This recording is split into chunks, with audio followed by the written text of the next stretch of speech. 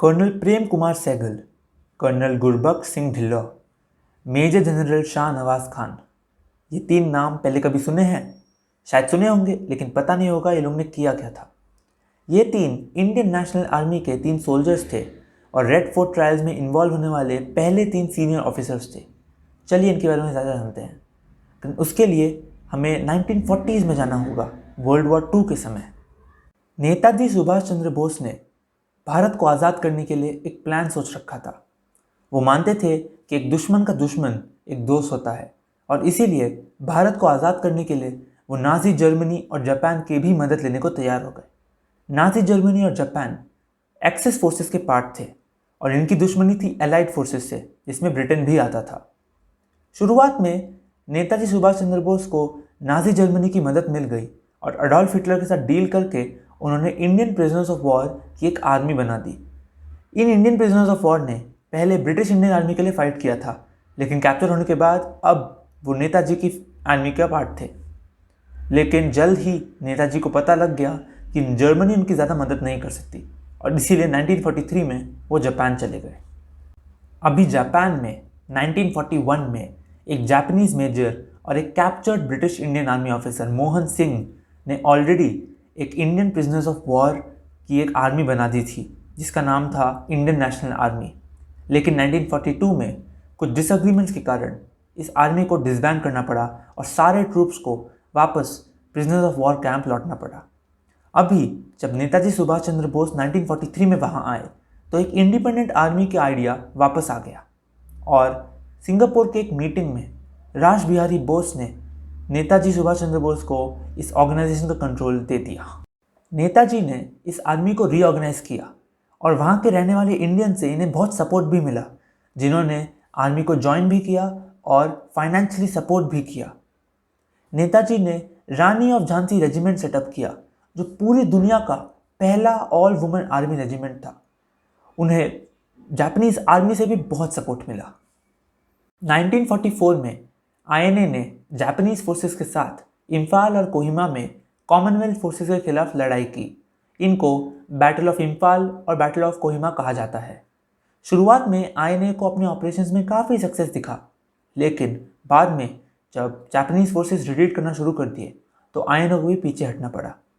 बहुत सोल्जर्स भूख और बीमारी के कारण मारे गए थे और सप्लाईज कम होने के कारण उन्हें और पीछे हटना पड़ा। बहुत सोल्जर्स ने ऑलरेडी सरेंडर कर दिया था। मई 1945 के बाद आधे से ज़्यादा सोल्जर्स ने ब्रिटिश को सरेंडर कर दिया था, ये जानते हुए कि अभी लड़ने में कोई उम्मीद नहीं है, क्योंकि जापान की भी बहुत बुरी हालत थी। उसके बाद आईएनए मोर और लेस एग्जिस्ट ही नहीं किया। By the time World War II ended, around 23,000 INA soldiers had been captured and charged with treason by the British. In November 1945, the INA trials began publicly in the Red Fort, which is commonly known as the Red Fort trials. Colonel Prem Kumar Sehgal, Colonel Gurbaksh Singh Dhillon, and Major General Shah Nawaz Khan were the first 3 senior officers who were accused in these trials.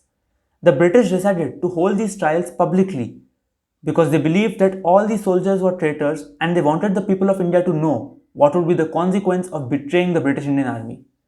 But this plan of the British backfired. In trials के कारण बहुत common Indians को पता लगा कि actual में एक army थी जो उनकी आज़ादी के लिए लड़ रही थी। लोग इस बात से भी इंस्पायर हुए कि जो मेन 3 सीनियर ऑफिसर्स अक्यूज हुए थे, उनमें से एक हिंदू, एक मुस्लिम और एक सिख था।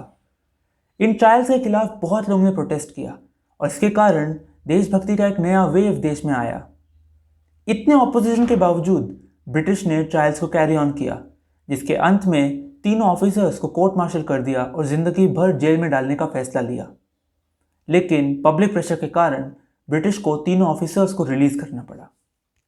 The protest also led to mutiny within the British Indian forces, which included the Royal air force mutiny and the Royal Indian Navy Mutiny in 1946.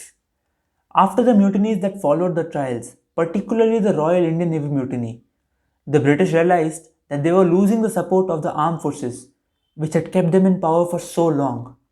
These mutinies, along with many other reasons, forced the British to leave India, and thus a long-time dream of many Indians came true. after the sacrifices of uncountable people. After India got independence, the former soldiers of the INA were not allowed to join the Indian Armed Forces. Till date, many Indians don't know the story of the Red Fort trials and the hardships that the INA soldiers had to face. This Independence Day, let us remember them and thank them for the contribution they made towards this country. The INA may have lost the war, but they indirectly helped the country gain independence and in true sense lived up to the words of Netaji Subhash Chandra Bose, तुम मुझे खून दो मैं तुम्हें आज़ादी दूंगा.